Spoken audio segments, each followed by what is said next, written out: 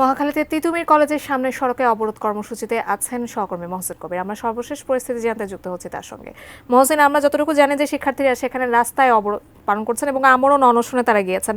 সেখানকার অবস্থায় যানজটও আসলে যানজটে পড়ে যাত্রীরা ভোগান্তি পোহাচ্ছেন। আপনার কাছ থেকে সেখানকার সর্বশেষ অবস্থা জানতে চাচ্ছি।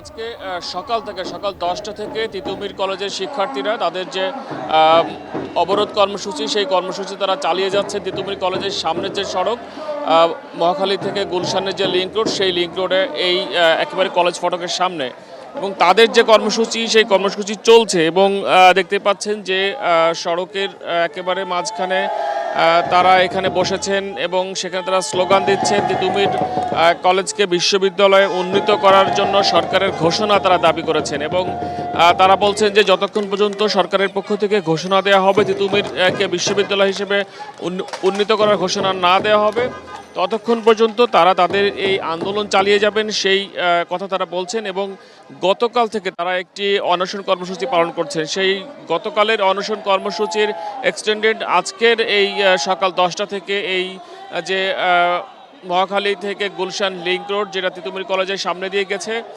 সেই সড়কটি তারা সেই সড়কে তারা অবস্থান কর্মসূচি চালিয়ে যাচ্ছেন এবং তারা এর আগে তারা বক্তব্যে বলছিলেন যে সরকারের পক্ষ থেকে বিশেষ করে শিক্ষা মন্ত্রণালয় কিংবা সরকারের পক্ষ থেকে যদি সুনির্দিষ্টভাবে তাদের দাবির ব্যাপারে যদি কোনো বক্তব্য না আসে তাহলে তারা এই যে সড়ক অবরোধ করছেন সেটি তারা করে যাবেন এবং একই সঙ্গে আরেকটি বিষয় জানিয়ে রাখতে চাই, যেহেতু তারা সকাল থেকে এই কর্মসূচি পালন করছেন এখনো পর্যন্ত কোনো ধরনের পুলিশ কিংবা প্রশাসন কারোর সঙ্গেই কাউকে হস্তক্ষেপ করতে দেখা যায়নি তাদের এই আন্দোলনে। তারা নির্বিঘ্নে তাদের এই কর্মসূচি কলেজের সামনের অর্থাৎ গেটের সামনের যে সড়ক সেখানে তারা পালন করছেন। কোনো ধরনের বাধা সরকারের পক্ষ থেকে, আইন শৃঙ্খলা রক্ষাকারী বাহিনীর পক্ষ থেকে, পুলিশের পক্ষ থেকে এখন পর্যন্ত কোনো ধরনের বাধা তো তাদেরকে দেওয়া হয়নি।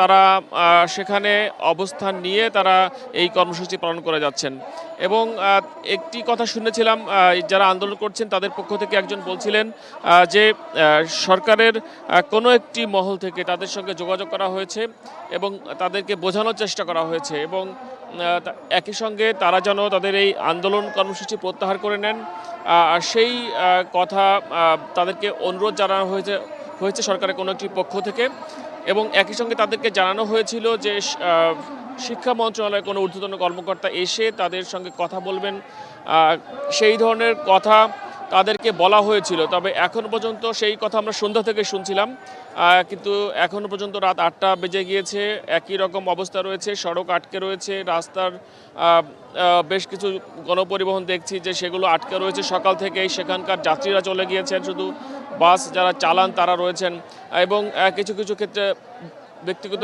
গাড়ি নিয়ে যারা এসছেন তারা অনেকে ঘুরিয়ে গেছেন, কেউ আটকা পড়ে আছেন। তো এই অবস্থা রয়েছে এবং শিক্ষার্থীরা এখন পর্যন্ত অনড়। তারা বলছেন যে তাদের দাবি দেওয়া পূরণ না হওয়া পর্যন্ত তারা তাদের এই অবস্থান কর্মসূচি কিংবা অবরোধ যাই বলেন না কেন সেই কর্মসূচি তারা চালিয়ে যাবেন।